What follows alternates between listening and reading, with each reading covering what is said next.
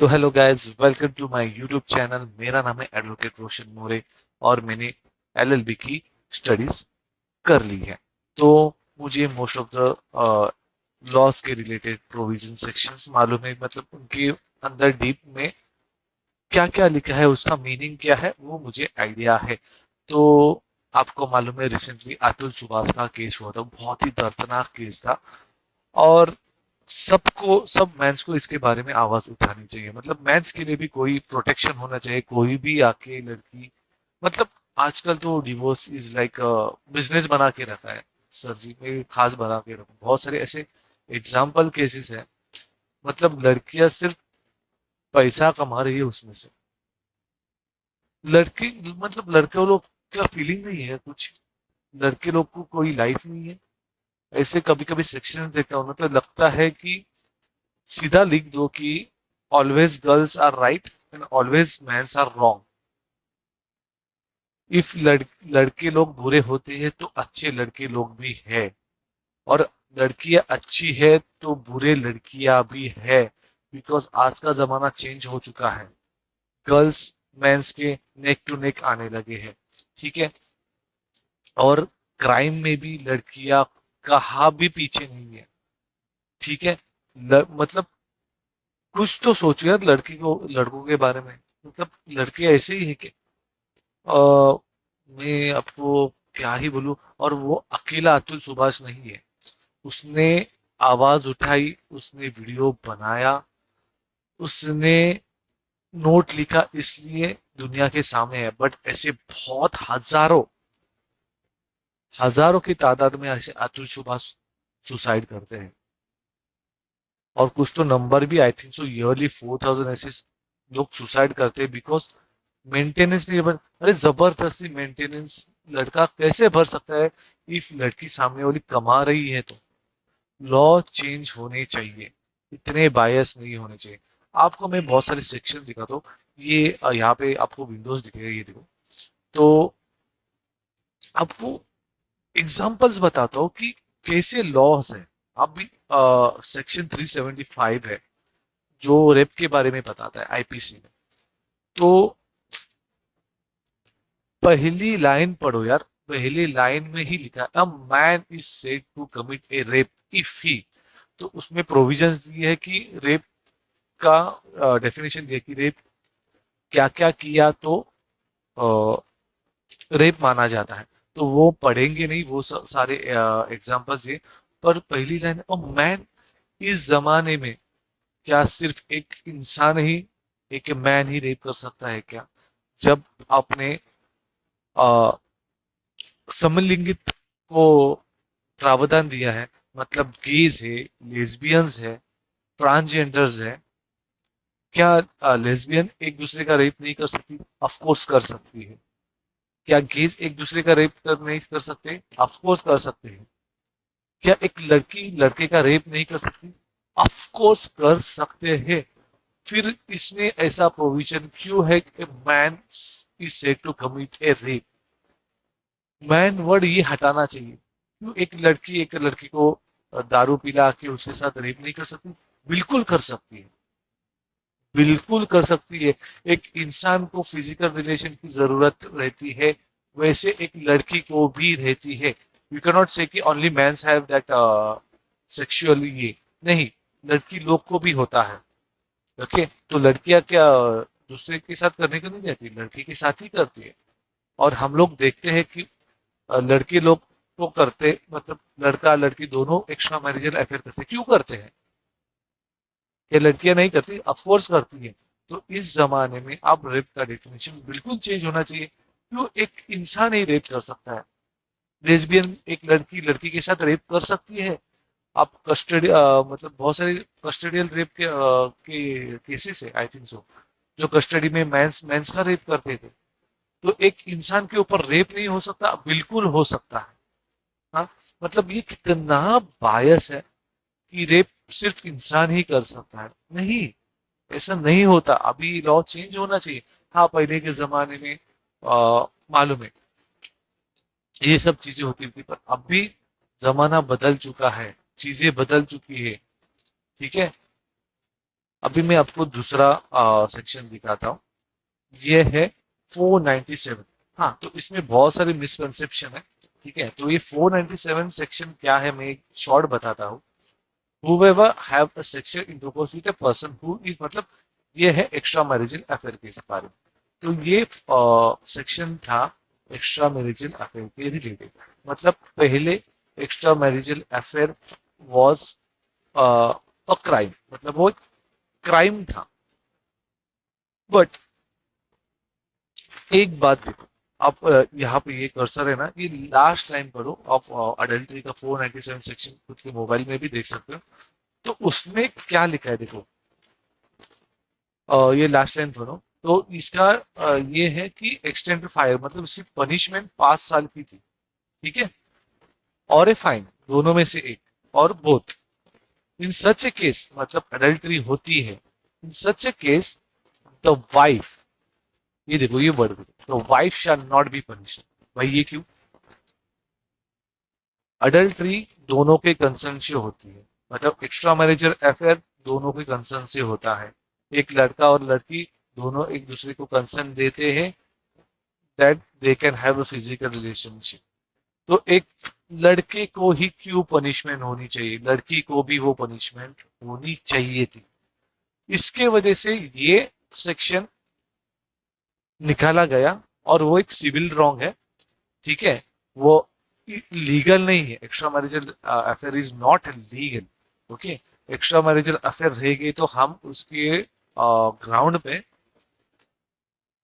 Divorce file कर सकते हैं, बट हम क्राइम के रिलेटेड आईपीसी के सेक्शन नहीं लगा सकते, मतलब उनको जेल नहीं होगी, फाइन नहीं बैठेगा।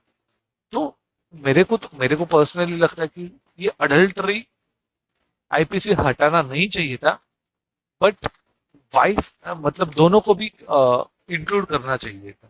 तो ये बायसनेस क्यों है, क्यों सिर्फ मैन को ही सजा मिलनी चाहिए थी, उसके साथ वो फीमेल भी उतनी ही गुनेगार है। ठीक है, तो ये है सेकेंड एग्जांपल हमारा लॉ बायस रहने का। ठीक है, अभी ये थर्ड आया। थर्ड देखो, ये तो सबसे बड़ा मिसयूज किया हुआ लॉ है, सेक्शन 498 ए। ये तो सबसे बड़ा, मतलब खुद सुप्रीम कोर्ट ने बोला 80% ऑफ द वुमेन फाइल 498 का सेक्शन। मतलब ये है क्रुएल्टी के रिलेटेड, मतलब क्या बोलते हैं इन शॉर्ट, डोमेस्टिक वायलेंस के आगे। मेरे को ये बताओ कि डोमेस्टिक वायलेंस ओनली फीमेल के ऊपर ही होता है क्या? इस जमाने में डोमेस्टिक वायलेंस मेंस के ऊपर भी होता है। मैंने बहुत सारे केसेस देखे हैं जहाँ पे, मतलब वाइफ के रिलेटिव हस्बैंड को मारते हैं। तो ये प्रोविजन क्यों सिर्फ हस्बैंड और रिलेटिव ऑफ हस्बैंड क्यों ही डोमेस्टिक वायलेंस क्रिएट करे? क्या वाइफ के फैमिली के साइड में कोई डोमेस्टिक वायलेंस नहीं कर सकता? ऑफ कोर्स करता है वो लोग। Most of the divorce cases के बारे में आपको बताऊं, तो मैंने बहुत सारे लोगों से सुना, most of the divorce cases के बारे में यही रहता है कि डिवोर्स का कारण है इंटरफेरेंस ऑफ वाइफ फैमिली। बहुत इंटरफेयर करते हैं। अरे मुझे बताओ, एक चीज समझ में नहीं आती।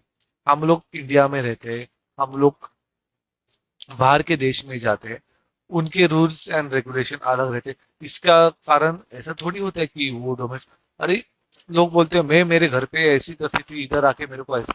अरे मेरे को बताओ, एक सिंपल सी बात बताओ, हम यूएस में जाके ऐसे बोल सकते हैं मेरे देश में हम लोग इधर भी कुछ भी कूड़ा डाल सकते थे, उधर भी कुछ भी डाल सकते थे, तो इधर क्यों नहीं डाल सकते? उससे क्रुएलिटी नहीं बोलते। ठीक है, उसको तमीज बोला जाता है।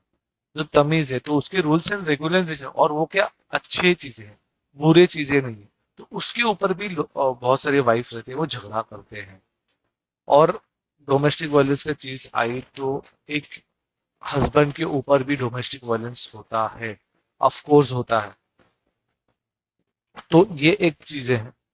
फिर आती है सेक्शन 304 डाउन। ये डाउरी देते पर डाउरी का एक अलग बैरक है।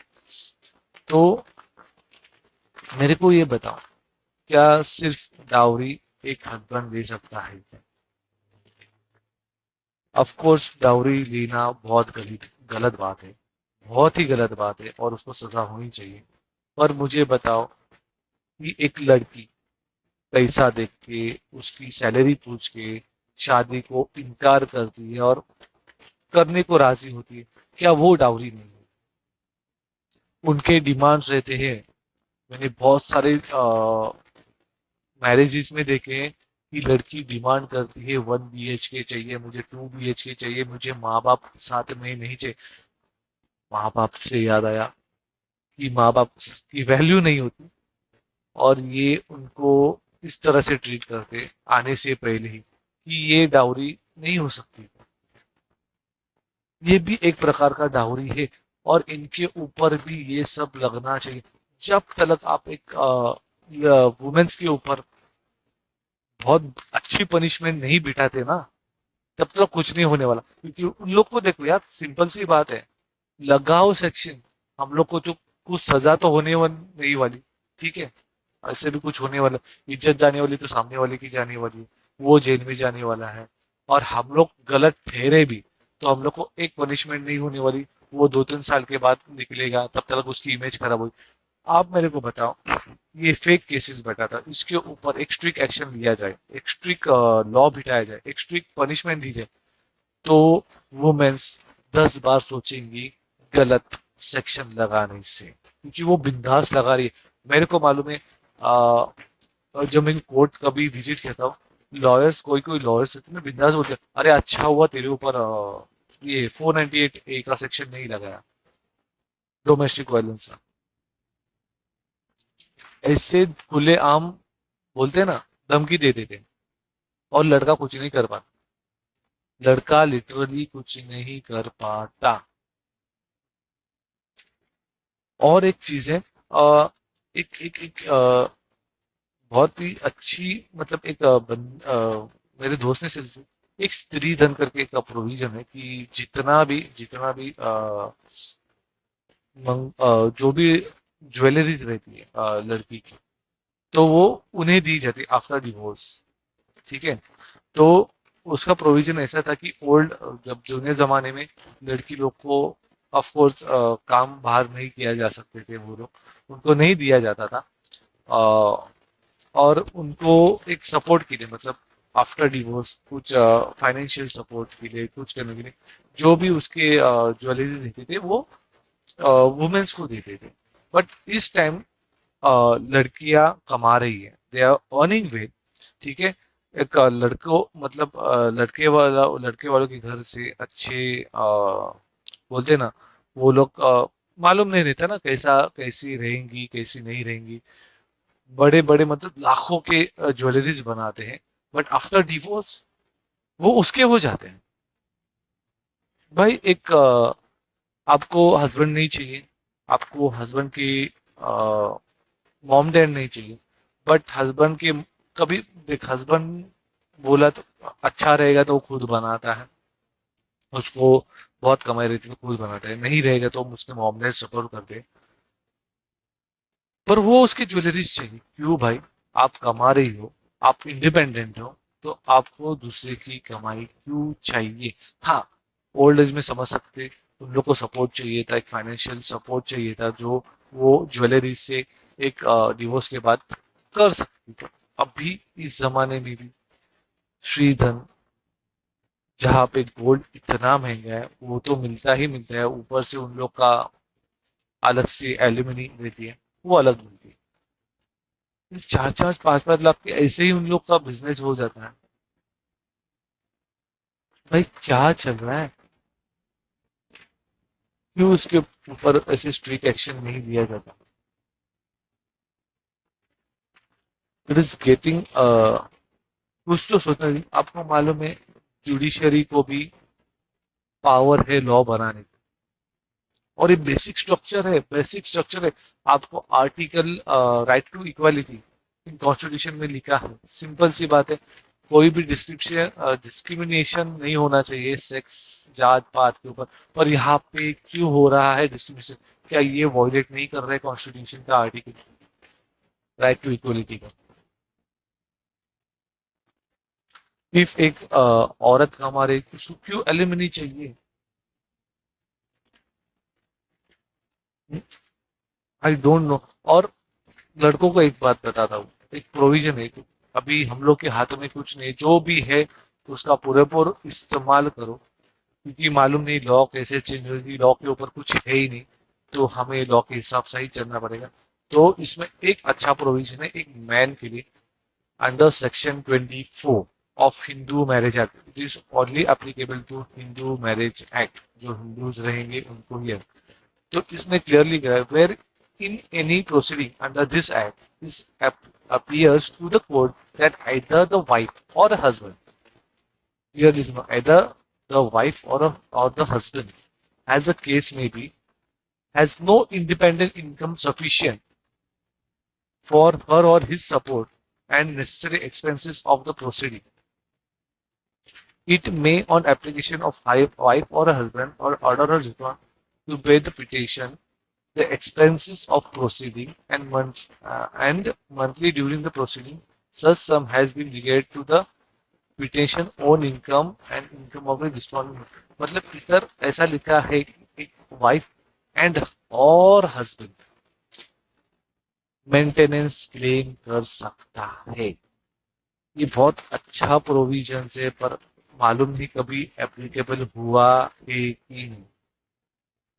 तो प्लीज यार, लड़, लड़के लोग तो सपोर्ट करो, पर लड़कियां भी इसमें सपोर्ट करना चाहिए। जैसे हम लोग कौन से रेप केस में आपको सपोर्ट देती है, लड़कियां भी क्योंकि आज कल आपकी शादी होने वाली है, आपको लड़का हुआ तो विद इन क्विक शादी के बाद आपकी प्रॉपर्टी किधर जाने वाली है मालूम नहीं। तो please save the mans now, this time अभी, क्योंकि एक मेरे को ऐसा लग रहा है इन फ्यूचर लड़के लोग शादी करना बंद कर देंगे, क्योंकि ऐसा कौन सी भी चीज नहीं है जो लड़की लोग को आती नहीं है। ठीक है, लड़के लोग इफ खाना बनाना सब सब करना सीख लेना, तो सच में लड़की लोग की जरूरत नहीं पड़ेगी। और सवाल आता है बच्चों लोग, ठीक है बच्चे लोग और फिजिकल रिलेशनशिप का वो बिना शादी के भी हो जाता है, बच्चा चाहिए तो अडॉप्ट भी कर सकते हैं वो लोग। तो आई डोंट नो फ्यूचर कहाँ पे जा रहा है, और मतलब कितना क्रुएलिटी एक लड़का सहन करता है, वो भी एक अलग चीज है। तो प्लीज यार, प्लीज यहाँ पे ध्यान दीजिए और मेंस को सेव कीजिएगा। थैंक यू, मिलते हैं नेक्स्ट टाइम, बाय बाय।